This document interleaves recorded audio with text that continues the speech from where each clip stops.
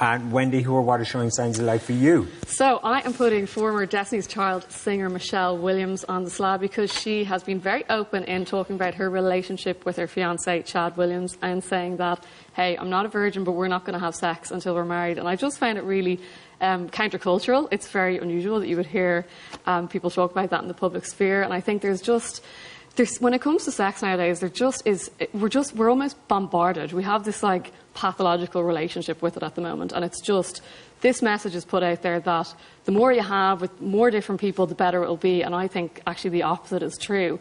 And obviously, from a woman's perspective, that the less you have with fewer people. Well, as in when you look at, we have this kind of disastrous collision of hookup culture with these dating apps like the Tinders and all that sort of thing, where we're reducing people to almost like just things. It's like an online supermarket. I was reading accounts of people talking about their Tinder experience, and this one girl was talking about hooking up with this guy, and as she's getting herself dressed, he's back on Tinder, swiping again to try and sleep with somebody else. And from a woman's perspective, I'm looking at that going, this is not sexual liberation. This is actually, a lot of the cases, male entitlement. So that's interesting. Do you think what we call sexual liberation, and, you know, women have been, very much would say they've been freed from shame and hang-ups and everything around sex, you actually think that it's basically been a male conspiracy in a way, and that it's worked out I wouldn't say very conspiracy. well for men? I just think that the phrase that is used often when people are talking about the hookup culture is, and what you hear guys saying, it's just so easy. It's so easy to get laid. So that puts this huge amount of pressure on women, especially young women, that there's this expectation here, all this talk about like the 3-date rule and all these sorts of things, that there is pressure. And you know, the evidence is there. Even the most recent piece of research here in Ireland, it was nearly half of women, college-age young women, saying, not only do I feel pressure, but I actually feel coerced. So that's not liberating. Okay. That's the opposite. Okay. And you're married? Yep. Yeah. And you and your husband?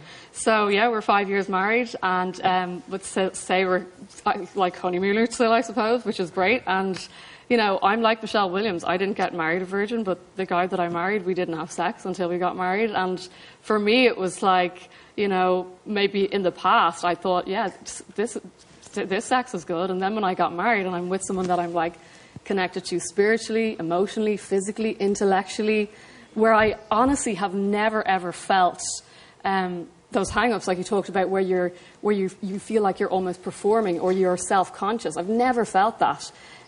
It just brings sex and real intimacy to a whole new level. Okay. And I think that people are missing out. Des, are people missing out on really meaningful sex by not having it in a committed...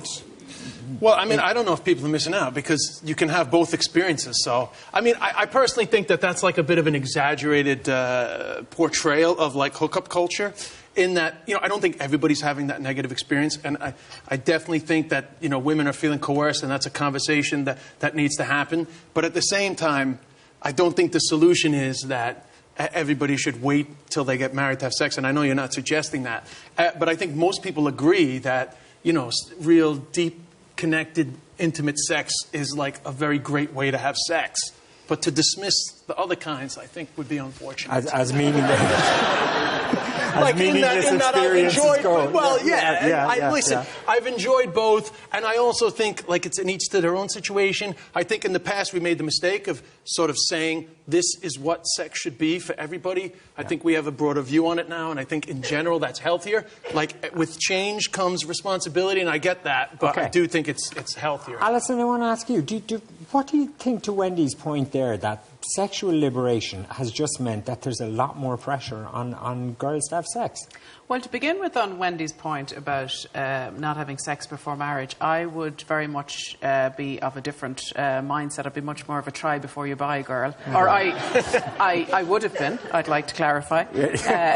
And I think that that's another way of pushing a very Catholic message. Although I respect what Wendy is saying in terms of what she's saying about the quality quality, if you like, of her relationship. It was interesting to read Michelle Williams, though, say one of the things she said was, I don't want anybody to think I've been perfect. So in other words, it was almost saying that that she was being perfect in not having sex before marriage. So therefore, it was imperfection before that by having sex. And I think that is a very controlling message to women, and it's telling women, that their sexuality and desires are somehow something that they shouldn't have, that they should be ashamed of.